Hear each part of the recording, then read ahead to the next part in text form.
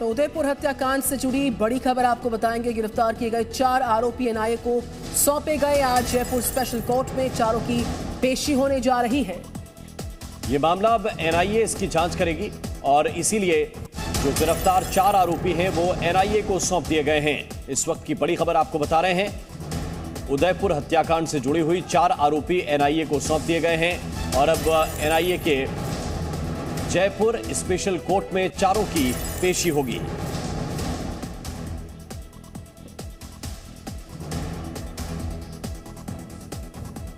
गिरफ्तार 4 आरोपी एनआईए को सौंप दिए गए हैं। कोर्ट में पेश होना है। आज जयपुर स्पेशल कोर्ट में चारों को पेश होना है। इस हत्याकांड से जुड़ी ये बड़ी अपडेट इस वक्त मिलती हुई।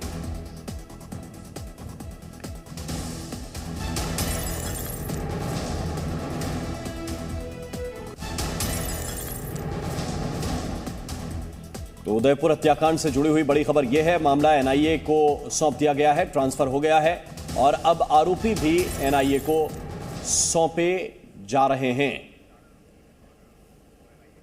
तो ये 4 आरोपी इस वक्त आपके सामने हैं। एक तो गौस मोहम्मद और रियाज अत्तारी, ये दोनों वो शख्स हैं जिन्होंने कन्हैया लाल का मर्डर किया था बेरहमी के साथ, और इसके अलावा 2 और आरोपियों को एसआईटी ने गिरफ्तार किया था और उन्हें भी अदालत में पेश किया गया था। ये चारों आरोपी हैं जो अब एनआईए की कस्टडी में जाएंगे और एनआईए की कोर्ट में इन्हें पेश किया जाएगा। और कन्हैया लाल मर्डर केस में एक बड़ा खुलासा, बड़ी जानकारी लगातार मिल रही है। घटना स्थल के पास से एक सफेद रंग की एक्टिवा की बरामदगी हुई है। इसको ट्रेस किया जा चुका है। तो कन्हैया लाल मर्डर केस में बड़ी जानकारी है। आपको बताएं कि घटना स्थल के पास सफेद एक्टिवा को वारदात के बाद जिस तरीके से खड़ा किया गया था, अब इसको वहां पर देखा गया है और इसमें गौस मोहम्मद के नाम का रजिस्ट्रेशन है। RJ27BS 1226 नंबर की एक्टिवा। हत्या के दूसरे आरोपी की गाड़ी भी होने का यहां पर अंदेशा है।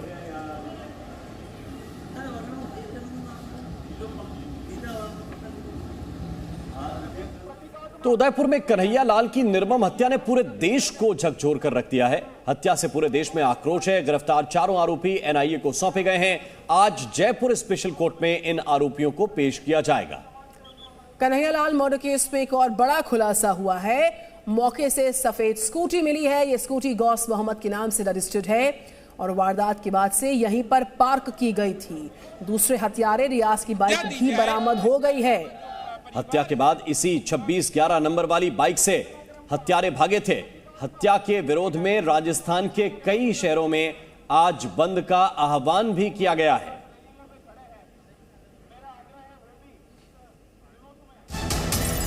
और उदयपुर हत्याकांड में बड़ा खुलासा, कन्हैया लाल हत्या में 5 लोग संलिप्त थे। हत्या के बाद मोहम्मद गौस रियाज को एक सेफ पैसेज देने के लिए बैकअप प्लान रेडी था और उस बैकअप प्लान में 3 लोग शामिल थे। उसमें मोहसिन, उसका साथी आसिफ दुकान से कुछ ही दूरी पर खड़े थे। एक और साथी भी वहीं पास में मौजूद था। वो एक स्कूटी पर सवार था। तो पुलिस के सूत्रों की माने तो इनकी प्लानिंग थी कि अगर गौस रियाज पकड़े जाते हैं तो उनको वहां से निकालने का काम इन तीनों को दिया गया था। इनके पास भी खंजर थे। भीड़ पर हमला करके ये उनको बचाकर बाहर निकालकर ला सकते थे। ये खुलासा इस मामले में गिरफ्तार हुए 2 और आरोपियों से पूछताछ में हुआ है। मोहसिन और आसिफ, इनकी गिरफ्तारी हुई थी और इन्हें आज जयपुर की एनआईए की विशेष अदालत में पेश भी किया जाएगा। यानी एक बैकअप प्लान भी तैयार था कि अगर दुकान के बाहर भीड़ इकट्ठा भी हो जाए और इन्हें पकड़ने की कोशिश करें, वो भीड़ की पकड़ में आ जाएं, तो 3 लोग बैकअप के तौर पर वहां पर तैनात थे।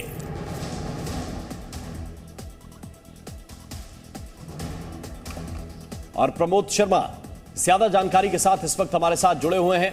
प्रमोद, जो 2 और आरोपी गिरफ्तार किए गए थे, मोहसिन और आसिफ, उनका क्या किरदार था इस पूरे मामले में? अब तक की पूछताछ में क्या क्या खुलासे हुए हैं?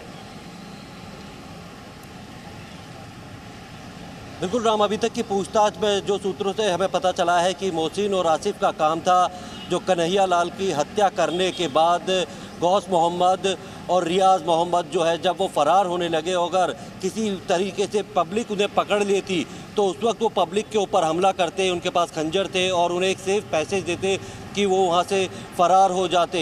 इसलिए थोड़ी ही दूरी पर जो कन्हैया लाल की सुप्रीम टेलर की दुकान थी उससे थोड़ी ही दूरी पर ये खड़े हुए थे। उनका एक साथी और था जो कि अपनी स्कूटी के साथ वहाँ पे मौजूद था, यानी कि पूरी प्लानिंग के साथ आए थे कि किस तरीके से हत्याकांड को अंजाम देना है और किस रास्ते से निकलना है अपनी बाइक पर बैठकर। और अगर इस दौरान किसी तरीके से भीड़ उनको रोक लेती या उनके रास्ते में किसी तरीके की रुकावट आती तो मोहसिन और आसिफ जो है ये उन पब्लिक के ऊपर हमला कर देते, उनके साथ झगड़ा करने लगते, जिसके लिए बाकायदा खंजर भी था कि किसी तरीके से गौस मोहम्मद और रियाज मोहम्मद यहाँ से फरार हो जाए और उसके बाद एक वीडियो बनाए और उस वीडियो को सर्कुलर भी जो है आसिफ और ये मोहसिन इन्होंने किया है। ये भी वहाँ से निकल गए थे। उसके बाद पास में ही एक जो वेल्डिंग की फैक्ट्री है ये वहाँ गए, वहाँ पे बाकायदा एक वीडियो बनाया गया और उस वीडियो को सर्कुलर भी इन दोनों ने ही किया था।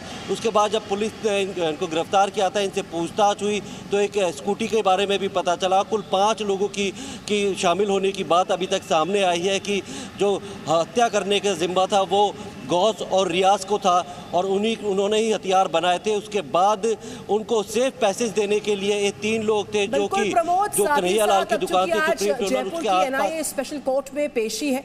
तो कितने बजे के आसपास इस केस पे मोहसिन आसिफ को आज कोर्ट के सामने पेश होने का आदेश है?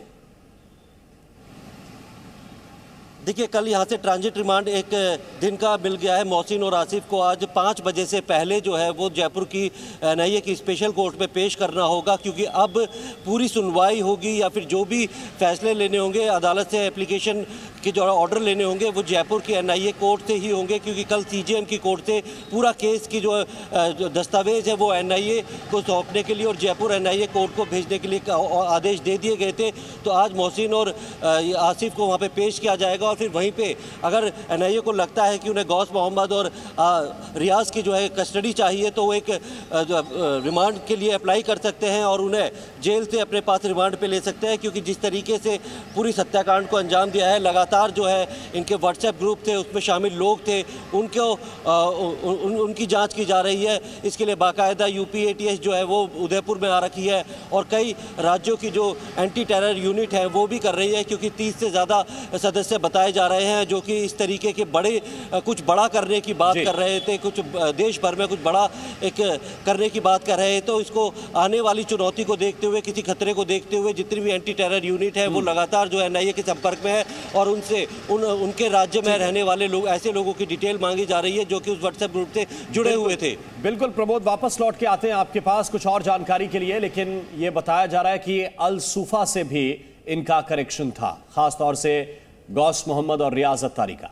इसके बारे में हम आपको विस्तार से बताते हैं कि अल सूफा क्या है। दरअसल 2012 में मध्य प्रदेश के रतलाम में अल सूफा का गठन हुआ। अल सूफा इस्लामिक स्टेट यानी आईएस के रिमोट स्लीपर सेल के तौर पर काम करता है।